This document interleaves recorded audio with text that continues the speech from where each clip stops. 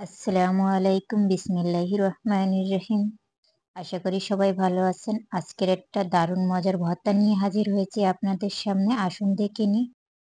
আমি এখানে কিছু বিচি সিম নিয়ে নিয়েছি, টমেটো নিয়ে নিয়েছি আর আলু নিয়ে নিয়েছি। আর বিচি সিমের ভর্তা খাইতে কার না মজা লাগে।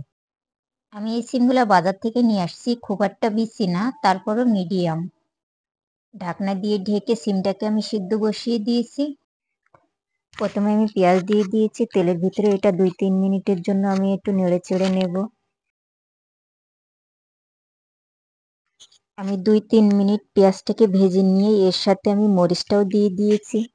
মরিচটাও আমি 1-2 মিনিটের মতন এভাবে নেড়ে চেড়ে নেব। আপনারা চাইলে শুকনো মরিচও দিতে পারেন। আমি কাঁচা মরিচটা দিয়েছি কারণ কাঁচা মরিচটা খেলে কিন্তু কোনো রকম গ্যাস হয় না, কারণ শুকনো মরিচে অনেক সময় গ্যাস অম্বল এগুলা হয়ে থাকে। আমার পেঁয়াজটা হয়ে গিয়েছে ভাজি।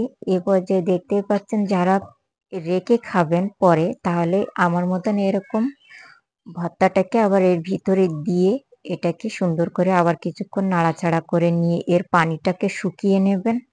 তারপরে এটা আপনি যদি পরেও খেতে চান তাহলে কিন্তু নষ্ট হবে না। আর যদি সাথে সাথে খেতে চান তাহলে আপনারা ওটা তেলে দিয়ে নাড়াচাড়া করার কোনো প্রয়োজন নেই। স্বাদ মতন লবণ দিয়ে এটা কিছুক্ষণ নেড়ে চেড়ে আমি চুলাটাকে অফ করে দেব। দেখতেই পাচ্ছেন আমার ভর্তাটা কিন্তু রেডি হয়ে গিয়েছে। আর এই ভর্তাটা কিন্তু দেখতেও যেমন সুন্দর, খেতেও কিন্তু এরকম মজা। এটা কিন্তু শুধু খেতেও ভালো লাগে। তো ভর্তার রেসিপিটা কেমন হয়েছে অবশ্যই কমেন্ট করে জানাবেন।